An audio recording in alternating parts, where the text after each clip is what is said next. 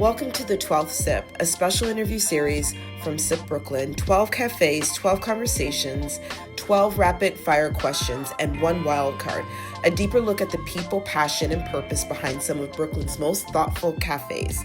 Today, we are sitting down with Maria, owner of Soul Cafe Coffee Roasters. Let's get into it.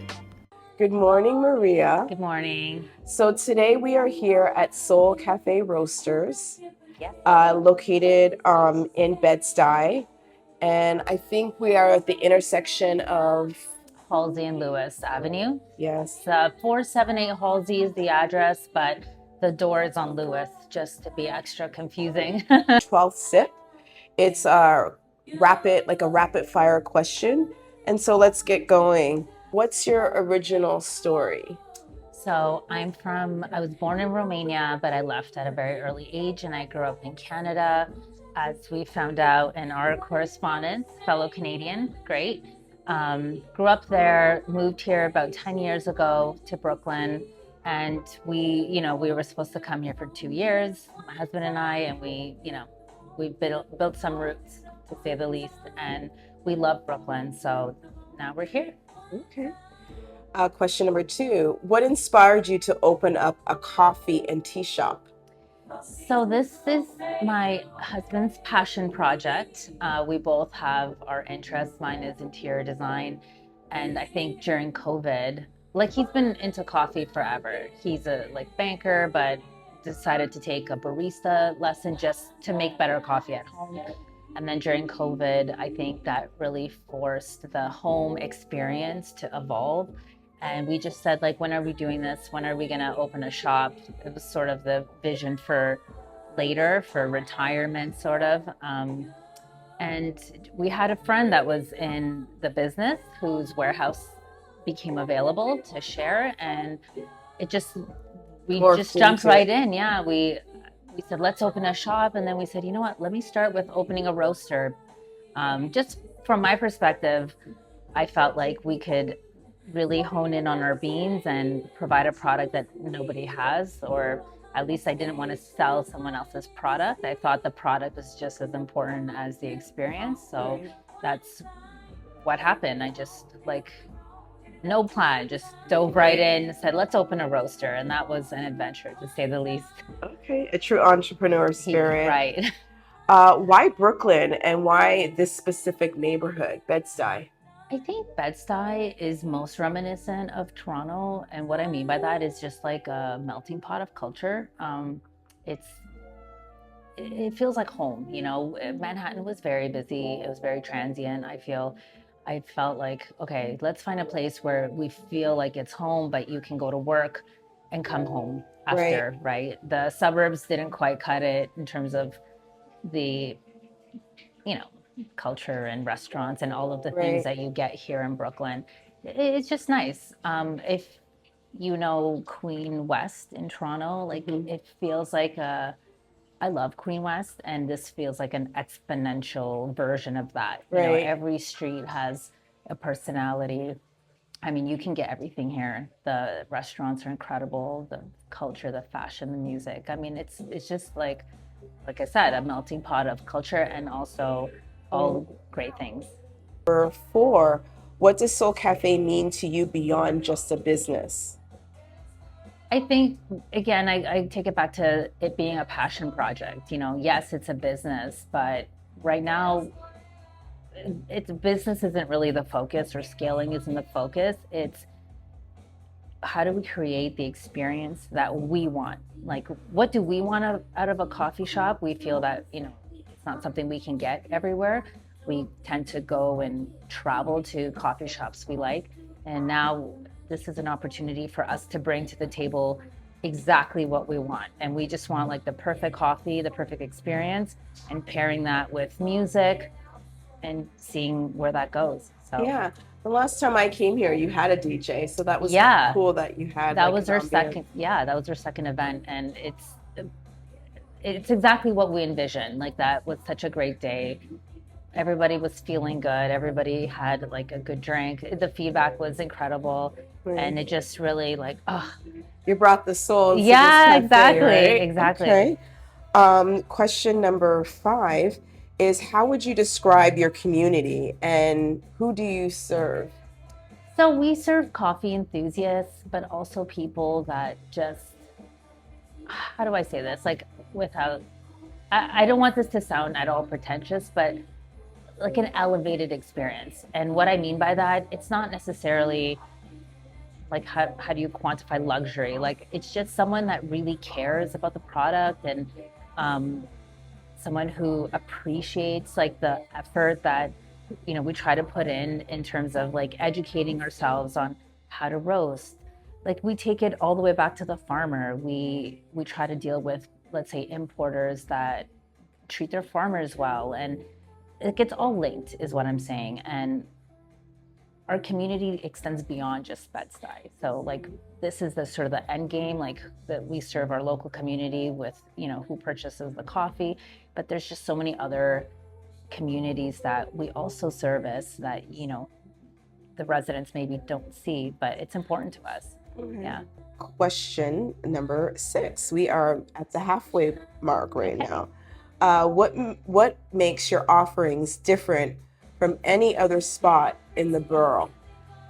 Well, I'll take this to Japan. I went to Japan in October and I had some visions about where I wanted the sort of the coffee experience to lead or to be. And to my surprise, I found it there already being done. When we landed, we went to a roaster that had all their beans, similar to like what we're doing here, where you can smell them and sample them. You basically pick your own bean and we brew it however, which way you want. And the bean, I had thought of this before going to Japan, but I really wanted to combine like a fermentation process to the bean, like a rum barrel fermentation. I heard a lot of people doing bourbon and whiskey, but no one was doing rum. And just tying it back to like our heritage, my husband being like from Barbados, where rum was, where it originated. I thought that would be a really nice connection and story. Anyway, I found someone doing that in Japan and it completely changed. Like it was the best cup of coffee I ever had.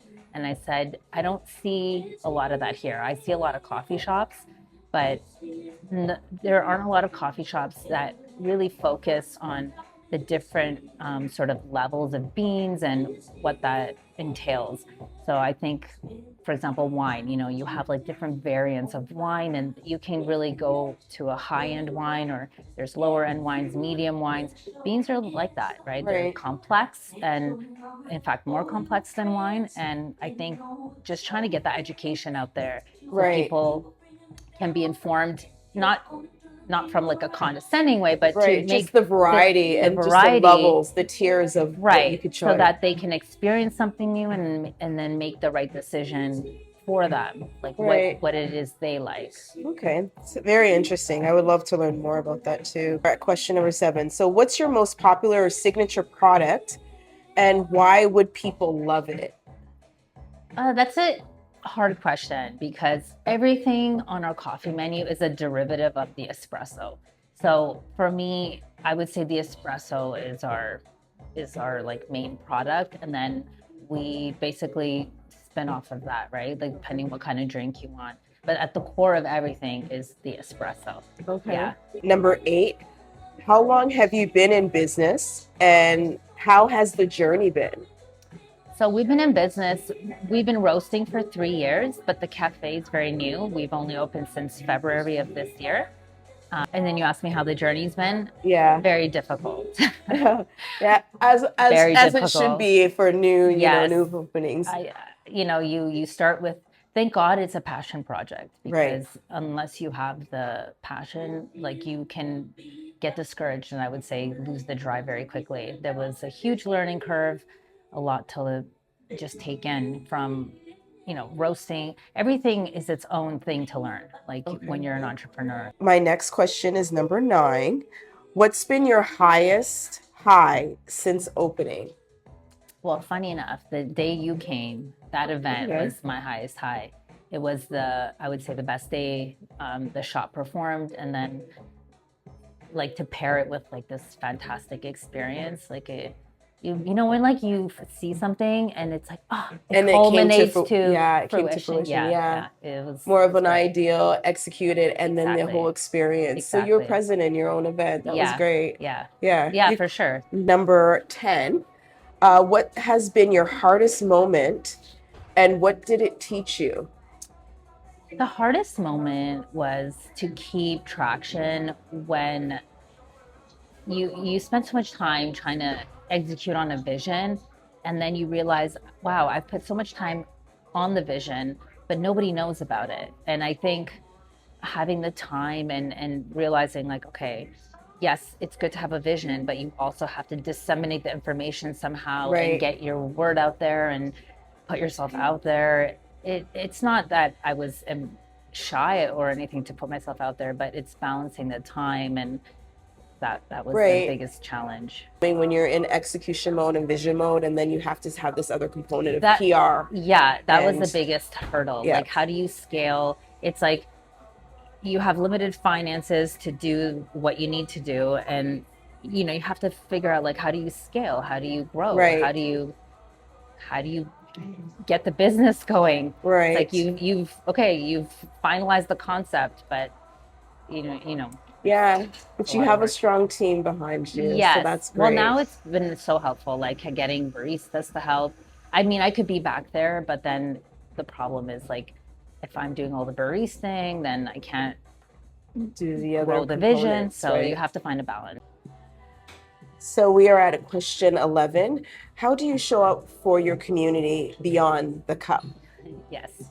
So we have a vision of extending what Soul Cafe really means, and particularly the soul. So we are a cafe, as you know, we've been doing some events where we're trying to showcase local DJs, local artists to come and do events. So what we hope is to be able to provide a platform for up and coming artists to showcase their talent, and then hopefully these events can bring in some extra cash flow where we can create a fund and help young students maybe in the area that can't afford instruments or would like to get into the music business in some capacity. So it's not going to be necessarily giving back to the coffee community. I mentioned like in our previous chats, we do that by sourcing from farmers that we make sure are in a fair trade agreement.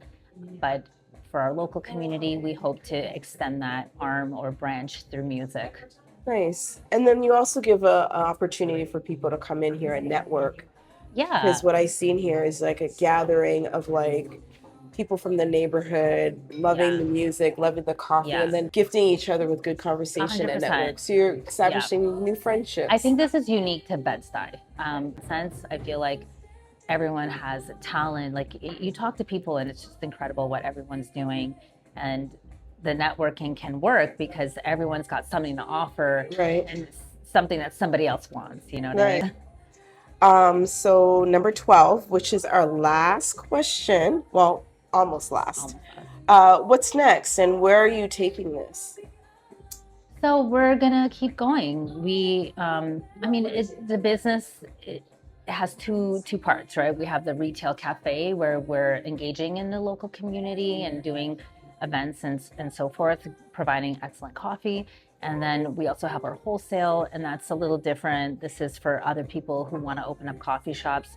We give trainings, and we're just trying to create a very supportive network and be a very supportive roaster for anyone who maybe shares this passion or shares this dream. Okay. Yeah. So we have to end with a wild card. Okay.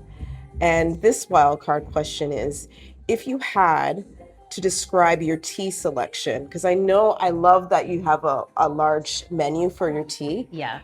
So if you had to describe your tea selection as a love language, what would it say, and who is it speaking to? Okay.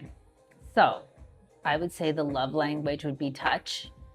It would be touching my palate and my senses, my olfactory senses. And it would say to come and be one with me. Come share in my aroma, in my flavor, be one with me. Okay. That was a soulful answer Okay. from the Soul Cafe Roaster. We have Maria here. Thank you so much, Maria, for your Thank time. It's you. been a pleasure talking to you and sharing our Likewise. morning and our coffee. Yes. And I ordered the Americano and got a croissant, and it's delicious. Okay, fantastic. So yeah. Well, thank you. Hi, I'm Maria Browne, the owner of Soul Cafe Coffee Roasters, and I'm spreading love the Brooklyn way. Shop small, drink local, sip smart. That's SIP Brooklyn.